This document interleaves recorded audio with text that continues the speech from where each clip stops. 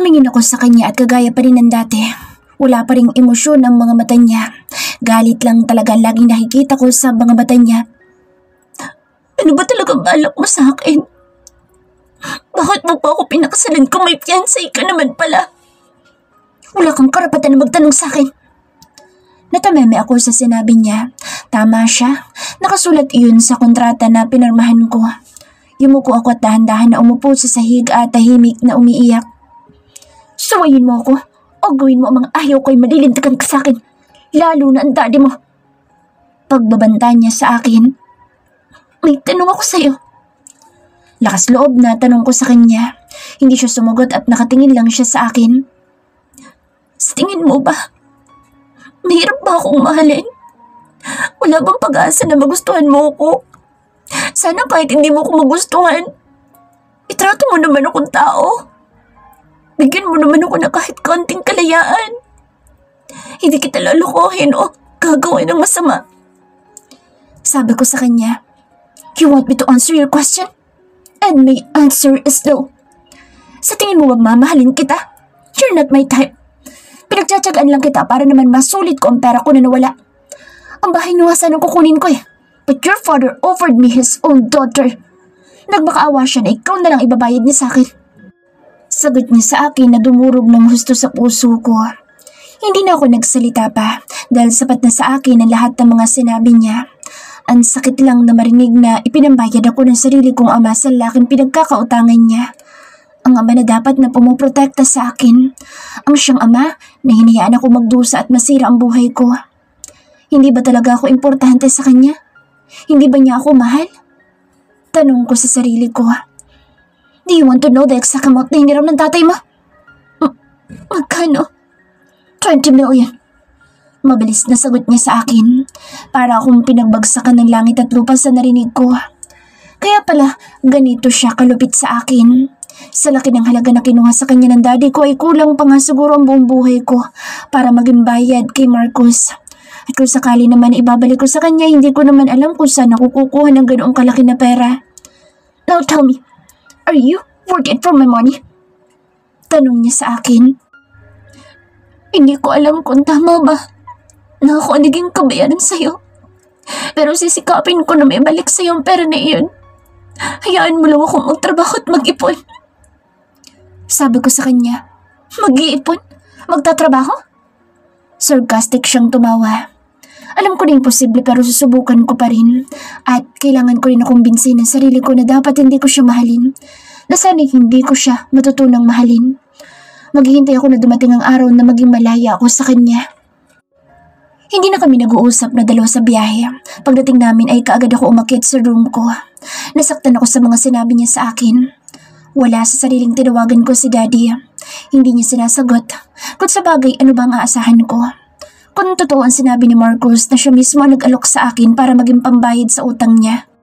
Umiyak ako nang umiyak para naman mabawasan ang sakit na nararamdaman ko sa dibdib ko. Sobrang sakit na pamilya ko at sarili kong ama naging dahilan ng paghihirap ko. Sa lahat ng ginawa niya sa akin ay ito na ang pinakamatindi sa lahat. Wala ako naging reklamo sa lahat ng mga ginagawa niya. Kahit na hindi na niya ako sinusuportahan sa pag-aaral ko, ay never akong nagalit sa daddy ko. Pero ngayon ay hindi ko alam dahil galit na ako sa kanya. Mommy, mahal ba talaga ako ni Daddy? Tanong ko sa kawalan. Hinayaan ko na lang ang sarili ko na mapagod sa kakaiyak. Kinabukasan ay maaga pa akong gumising para pumasok sa school. Tumambay ako sa library hanggang sa hindi ko namalayan.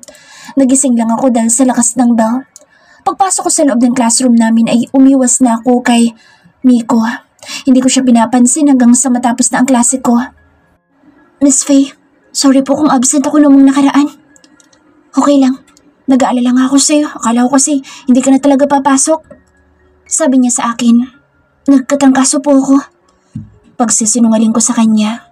Hanggat maaari itatago ko ang nangyayari sa akin. Ayoko na may ibang makaalam sa pinagdadaanan ko. Okay ka na ba ngayon? Tanong niya sa akin. Opo. Mabilis na sagot ko sa kanya. Pero kapag hindi ka pa okay ay magpahinga ka na lang muna. Nakangiti na saad niya sa akin. Salamat po. Ito ang gusto ko sa boss ko. Sobrang bait niya at halos lahat sila'y mabait. Kahit na mayaman sila ay namumuhay lang sila ng payak. Ilang oras lang naman ang trabaho ko at nag-commute akong pauwi. Pagdating ko ay nagulat ako dahil sinampal ako ng mommy ni Marcus. Napahawak na lang ako sa pisngi ko. Bakit ngayon ka lang? Galit na tanong niya sa akin. May pasok po ako sa trabaho ko. Mahinang sagot ko sa kanya. Trabaho? Anong trabaho mo dito sa bahay? Hindi mo ba ako naiintindihan? Sa tingin mo ba ay libre ang pagpapatira ko sa'yo dito? Sa tingin mo ba kayang bayaran ng katawan mo ang 20 million na inaksaya ng anak ko sa'yo? At kahit buong buhay ka pang maging katulong ay hindi mo yun mababayaran sa amin. Pasalamat ka nga dahil pinayagan ka pa rin ng anak ko na mag-aral. Anya sa akin. Sorry po. Huminga ako ng paumanhin para hindi siya magalit sa akin. Lumuhis ka na sa harapan ko. Maglinis ka na lahat ng banyo. Sigaw niya sa akin. Tumakbo naman ako paakyat sa silid ko para magbihis. Pagkatapos ay isa-isa kong nilinis ang mga banyo. Kumakalam na ang sikmura ko pero tiniis ko hanggang sa natapos na ako. 12:00 mahigit na ako natapos. Wala na akong lakas para bumaba kaya bumalik na lang ako sa silid ko para magpahinga na. 1 linggo ko nang hindi nakikita si Marcus. At sa loob ng 1 linggo ay naging mas mahirap para sa akin ang pakisamahan ng pamilya niya. Pagod na ang katawan ko. Halos sa akin na nila pinapagawa ang mga gawain na dapat ay sa mga katulong. Pero pinipilit at tinitiis ko pa rin para lang makapasok ako sa school at sa bake shop. Minsan ay sa school na ako umiidlip dahil laging kulang ang tulog ko. Amara, are you okay? Namumutla ka na. Biglang tanong sa akin ni Miko. Okay lang ako. Sige, mauna na ako sa'yo. Paalam ko sa kanya at palabas na ako sa gate para umuwi. Wait, please Miko, huwag mo na akong kausapin. Sabi ko sa kanya. Nag-aalala lang ako sa'yo. Mahinahong sagot niya sa akin. Hindi ko kailangan ng pag-aalala mo. Sorry pero mas maganda na huwag mo na akong kakausapin. Mas makabubuti sa ating dalawa. Sabi ko sa kanya at naglakad na akong palayo sa kanya. Ganun na lang ba yun? May nagawa ba akong mali? Bakit ganitong pakikitungo mo sa akin? Mahal kita at alam mo yun. Tinanggap ko na hindi mo ako gusto pero ang layuan ako at hindi kausapin ay sobra na. Masakit, Amara. Kaya kong maging kaibigan mo pero ang layuan mo ako hindi ko kaya. Sabi niya bigla na ikinatigil ko. Sorry, Miko. Yun lang ang tanging nasabi ko. Ano bang dapat kong sabihin sa kanya? Sorry dahil may asawa na ako at malalagot ako kapag sinaway ko siya. Gustuhin ko man ay pagtapat sa kanya ang totoo ay ayaw ko naman siyang madamay sa galit ni Marcus. Mabilis akong pumara ng jeep pauwi sa mansyon pero hindi ko inaasahan ang bubungad sa akin. Nakauwi na pala si Marcus. Nakatingin siya sa akin na wala pa ring emosyon. 1 linggo man ang dumaan ay wala pa ring nagbago sa kanya. Pack your things. Sasama ka sa akin. Malamig na utos niya sa akin. Hindi ako sumagot at umakyat na ako. Kaagad ako nag-impake. Pagkatapos ko ay binuhat ko ang maleta kong pababa at masamang tingin kaagad ang binigay sa akin ng mommy niya. Alam ko na nais niya akong manatili dito para pahirapan ako. Bakit kailangan niyo pa lumipat, anak? Dito na lang kayo. Tanong niya sa anak niya. Masyadong malayo sa office at napapagod ako sa biyahe. Sagot ni Marcus sa mommy niya. Ganun ba, anak? Bakit isasama mo pa itong babae mo? Ano bang balak mo sa kasal ninyo ni Lorraine? Let's not talk about it. Pagod ako at gusto ko na magpahinga. Sabi niya at mabilis niya akong hinilang palabas sa mansyon. Panay pa rin ang salita ng mommy niya pero hindi ito pinansin ni Marcus. Siya ang nag-drive ng kotse niya at kagaya pa rin ng dati ay tahimik lang kaming pareho. Nakarating na kami sa isang sikat na condominium. Tahimik lang ako nakasunod sa kanya. Bumungad sa akin ng isang magandang unit. Itinuro niya ang magiging silid ko pero nagulat ako dahil sa silid niya ako pinapasok. Nagtataka man ako ay hindi na lang ako nagtanong. May gusto ka bang iluto ko? Tanong ko sa kanya. Ngon. Mabilis na sagot niya sa akin. Okay. Mahinang saad ko. Aalis ako at hindi ko alam kung anong oras ako uuwi. Saad niya sa akin at lumabas na sa silid niya. Nang makaalis na siya, inikot ko ang buong condo unit niya. Nakalak ang ibang silid kaya siguro doon niya ako pinatuloy. Pero dahil ayoko nang makasama siya sa isang silid ay inilabas ko ang gamit ko at inilagay ko sa storage room. Nilinis ko ito ng maayos at naglatag ako ng kumot at unan. Malaki ito at kasya ako. Nagluto na lang din ako ng pagkain ko. Kahit na sobrang sama ng pakiramdam ko, pinilit ko pa rin asikasuhin ang sarili ko. Hindi ako pwedeng magkasakit dahil walang mag-aalaga sa akin. Kailangan ko pa rin mabuhay kahit na gaano pa kahirap ang pagdadaanan ko. Uminom ako ng gamot, pagkatapos ay natulog na ako. Nang magising ako, ay sobrang nilalamig ako. Hindi ko alam kung ano ang gagawin. Mas binalot ko pa ang sarili ko ng kumot. Alauna na pala ng madaling araw nang tumingin ako sa orasan at hindi pa nakakauwi si Marcus. Pero nagulat ako sa pagdating niya. "Where are you?" Sigaw niya. "Malilintikan ka talaga sa akin. Subukan mo ko layasan, ipapatayin ko ang daddy mo." "Nandito ako." Nautal na sagot ko sa kanya dahil takot ako sa sinabi niya. "What are you doing there? Umiiwas ka ba sa obligasyon mo sa akin? Papatunayan mo ba talaga sa akin na wala kang kwenta?" Galit na tanong niya sabay hila sa aking patayo. Lalo ko nahilo sa ginawa niya sa akin kaya napapikit na lang ako. "What the hell? Bakit ang init mo?" Sigaw niya sa akin pero bigla na lang dumilim ang buong paligid. Nang imulat ko ang mga mata ko'y bumungad sa akin ng hindi pamilyar na silid. Nasa isang silid ako. Mabango na sana ako kaya lang may swero ang kamay ko. Napatitig ako dito at inaalala ko ang nangyari sa akin. Kinapa ko ang leeg ko. Wala na akong lagnat at hindi na rin ako nilalamig. Bumukas ang pinto at pumasok si Marcus na may dalang tray. Wala ako sa ospital kaya sa tingin ko ay nandito ako sa isang silid sa kondo niya. "Kumain ka na." Anya sa akin sabay lapag ng tray sa tabi ko. "Salamat." Nautal na sagot ko sa kanya. Hindi siya nagsalita at lumabas na siya. Napatingin ako sa pagkain na nasa tabi ko. May lugaw na nakalagay sa mangkok. Sakto dahil nagugutom na ako. Dahan-dahan kong hinila ang mangkok papalapit sa akin. Nagsimula na akong kumain. Mabuti na lang at Sabado ngayon kaya wala akong pasok sa school. Naubos kong nasa bangkok. Kaagad ko itong dinala sa labas kahit na nahihirapan ako ay ayaw ko naman na alagaan niya ako. Alam ko naman na wala siyang pakialam sa akin. "What the hell?" Sigaw niya, sabay buhat sa akin pabalik sa loob ng silid ko. Tumingin ako sa kanya pero parang wala lang sa kanya. Pinagmasdan ko ang mukha niya. "Are you done checking me?" Tanong niya sa akin at inilapag ako sa kama.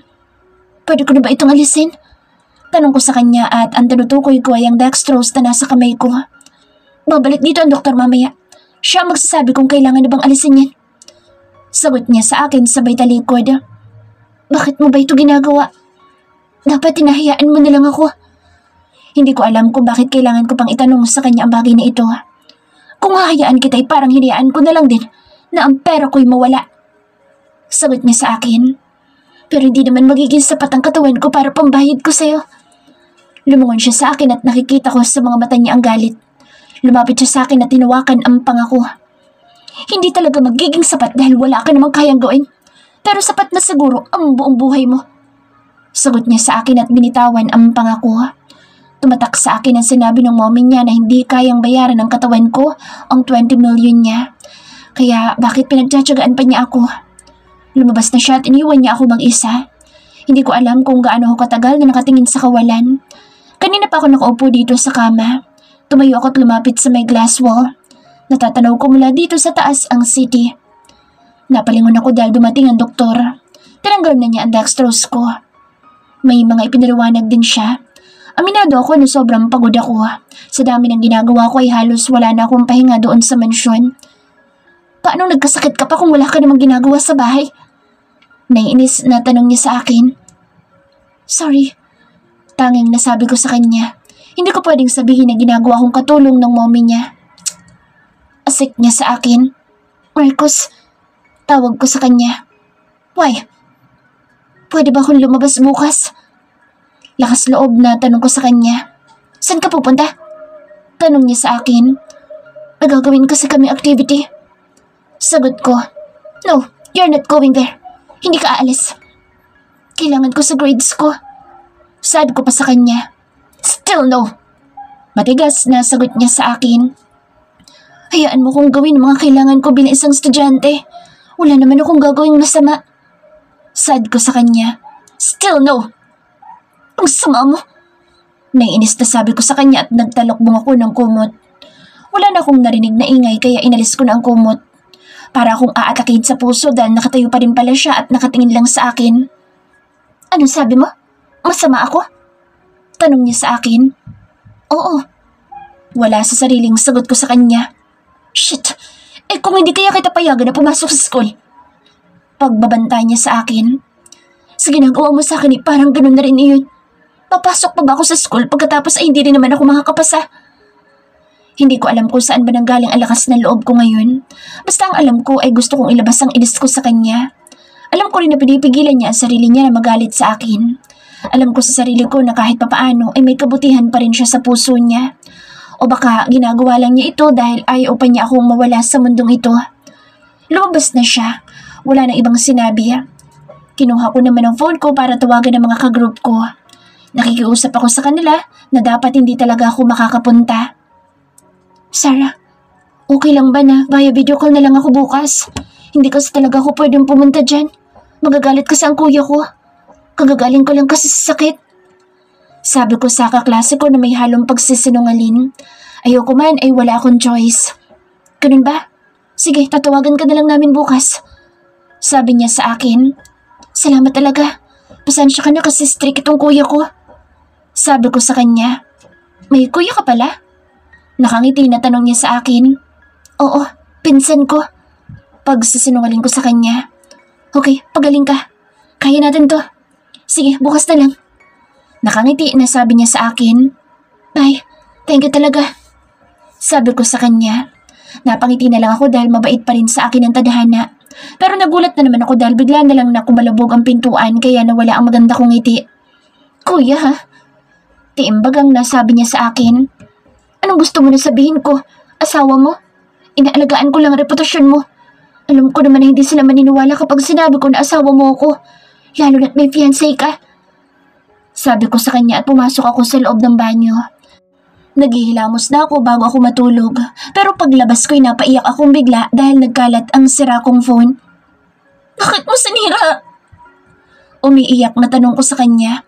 Akala ko ba'y pinutol mo na ang relasyon mo sa lalaki mo? Sigaw niya sa akin. Ano ba sinasabi mo? Tanong ko sa kanya. Anong sinasabi ko?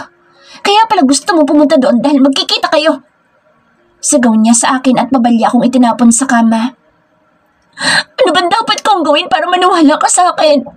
Classmate ko siya at kahit iwasan ko siya, hindi ko pa rin magawa dahil kagrupo ko siya.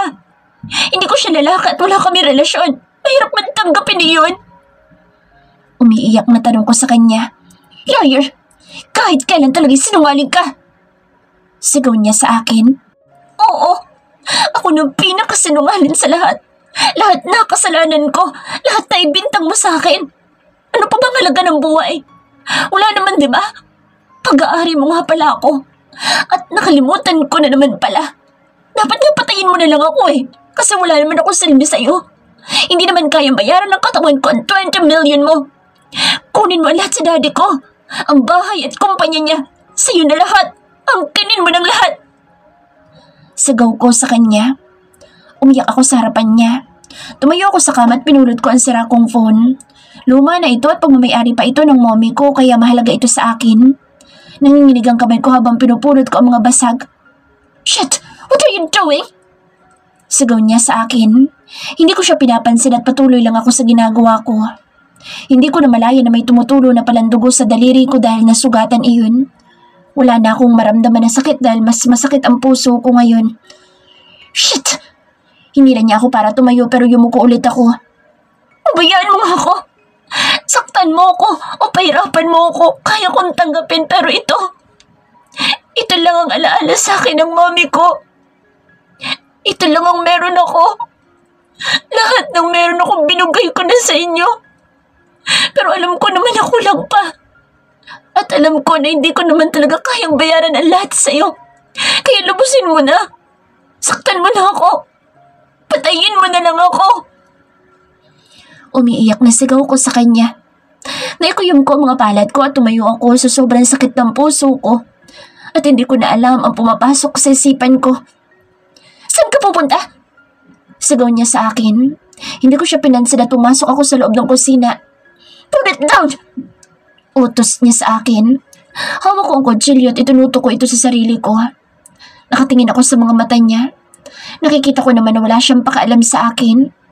Nanginginig ang kamay ko habang hawak ko ang kutsilyo. Gusto mo nang mamatay? Sige, patayin mo ang sarili mo. Utos niya sa akin. Do it! Walang emosyon na utos niya. Wala akong makitang emosyon sa mga mata niya. Alam ko na wala siyang pakaalam sa gagawin ko. Nakatayo lang siya habang nasa bulsa niya ang dalawa niyang kamay. Tumingin ako sa mga mata niya pero wala pa rin nagbabago. What are you waiting for? Do it now! Utos niya sa akin. Nakatingin ako sa kanya at nag-uunahang pumatak ang mga luha ko. Ano pa ba silbi ng buhay ko? Wala namang nagmamahal sa akin. Wala namang iiyak kung sakaling mawala ako. Para sa kanila ay wala namang halaga ang buhay ko. Kaya bakit pa ako magtitiis kung mahihirapan lang naman ako? Hindi ako kawalan sa kanila. Hindi na ako nagdalawang isip na isaksak sa sarili ko ang kutsilyo. Bullshit! Rinig kong sigaw niya. Pumikit ako dahil ayoko siyang makita. Hindi ko alam kung anong nararamdaman ko. Bigla akong naging manhid. Dahil siguro sa gusto ko na rin mawala sa mundong ito. Mommy, gusto ko na po sumama sa'yo. Isama mo na ako. Gusto na kitang makasama. Ikaw lang naman na nagmamahal sa akin. Wala namang ibang nagmamahal sa akin kundi ikaw lang. Ayoko na po dito. Gusto ko na po sa piling mo. Umiiyak na sad ko sa isipan ko. Wala na akong pakaalam kung ano man ang mangyayari sa akin. Wala na rin naman ang halaga kung mabuhay ako o mamatay ako. Nangimulat ko ang mga mata ko ay malabo ang nakikita ko. Nasaan ba ako? Tanong ko sa sarili ko. Pumikit ako dahil nahihilo ako. Hindi ko rin maigalaw ang katawan ko at nang imulat ko na ulit ang mga mata ko ay bumungad sa akin ang puting kisame at kakaibang amoy ng buong paligid. Nasa ospital ako? Hindi pa ba ako patay? Tanong ko sa sarili ko dahil naguguluhan ako. Inaasahan ko kasi na mamamatay na ako pero hindi pa rin pala. Hindi pa rin pala matatapos ang paghihirap ko. May pumasok na doktor at nurse dito. Kinakausap nila ako pero hindi ako nagsasalita. Nakatingin lang ako sa kanila. Hinanap ng mata ko si Marcos pero ano nga bang aasahan ko sa kanya? Sana nga ay hinayaan na lang niya ako na mamatay. Bakit pa niya ako dinala dito sa ospital? Anak, pumasok si Daddy kasama ang stepmother ko. Kararating lang nila. Anong ginawa mo? Baliw ka na ba? Nakakahiya ka. Ano na lang sasabihin ni Mr. Ford? Sigaw sa akin ng stepmom ko. Tumingin lang ako sa kanya. Galit ako sa kanila ni Daddy.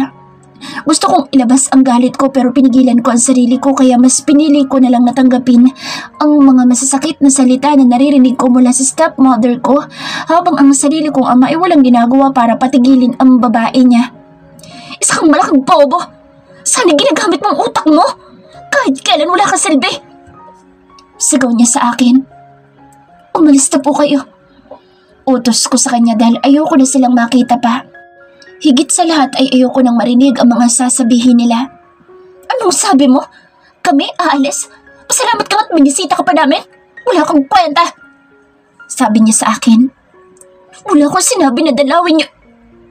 Tunog ng isang malakas na sampal. Hindi ko inaasahan na sasampalin ako ni Daddy. Ito ang unang beses na sinaktan niya ako at napahawak na lang ako sa pisngi ko.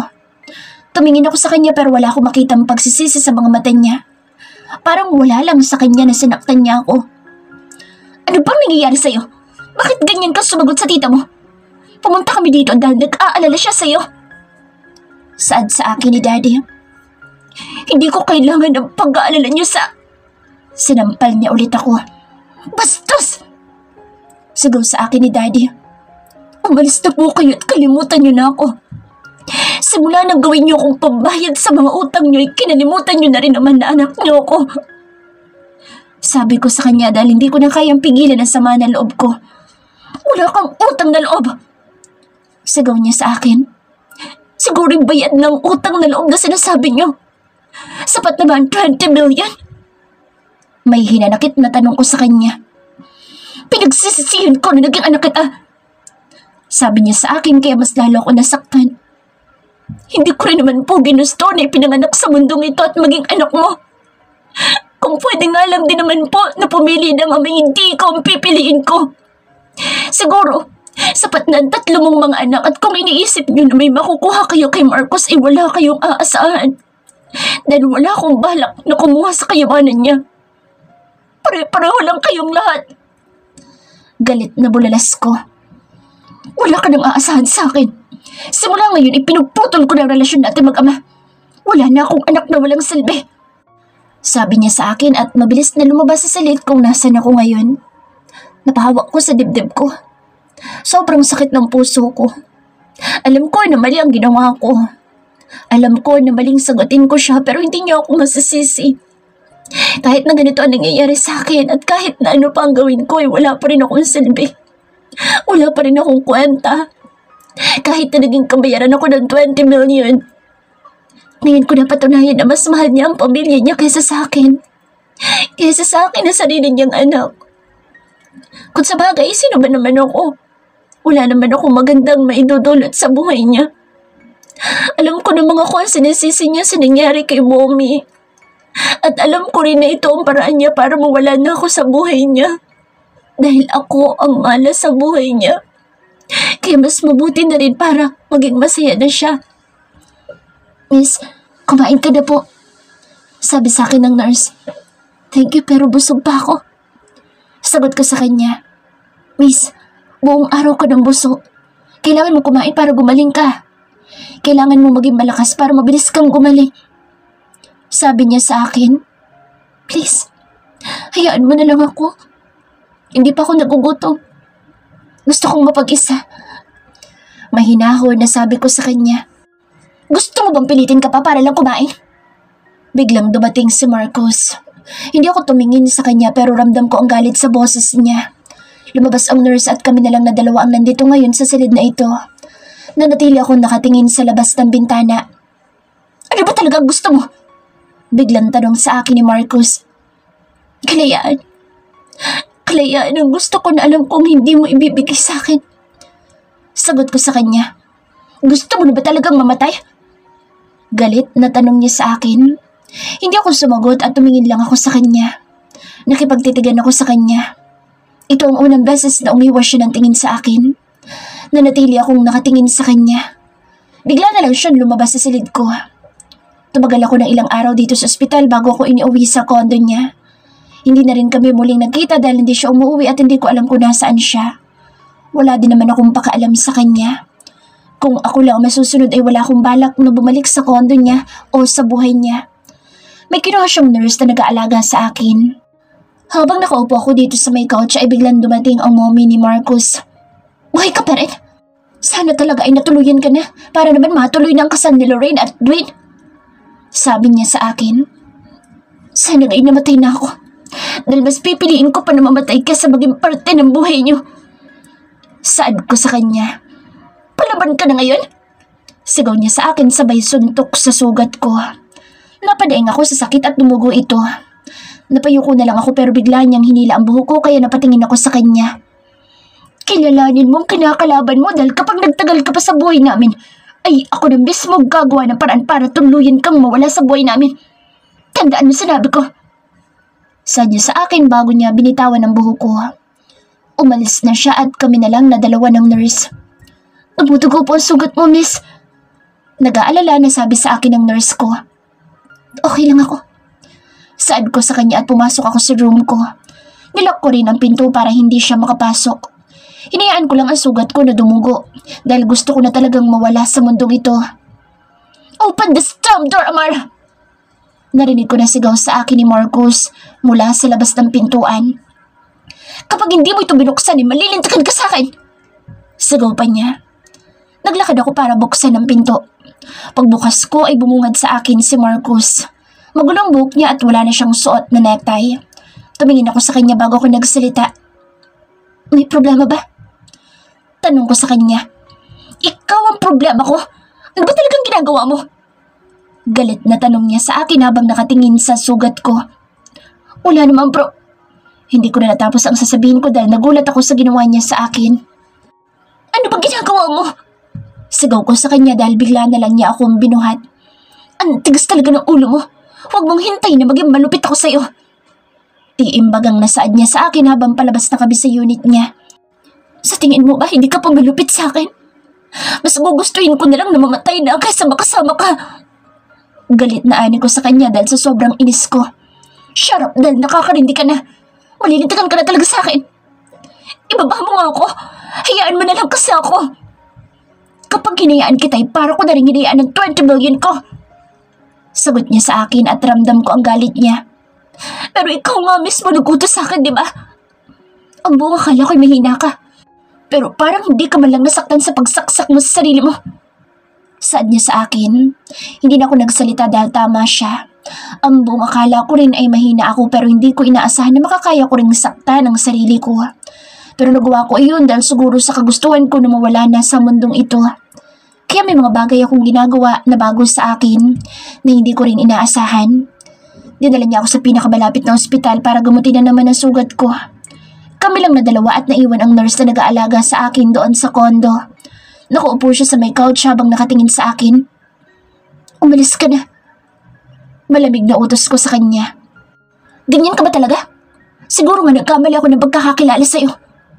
Hindi ko alam kung ano bang ibig niyan sabihin pero wala naman akong pakialam. Hindi na ako nagsalita at pumikit na lang ako. Sa tingin mo ba hahayaan kitang mamatay? Hindi mangyayari yun. Hindi ka pabayad sa utang ng pamilya mo. Ako magdidesisyon kung mabubuhay ka o hindi. Sabi niya sa akin at narinig ko ang malakas na pagsara ng pinto. Buong gabi na mag-isa lang ako dito sa ospital. Hindi ako makatulog at nakaupo lang ako dito sa hospital bed ko.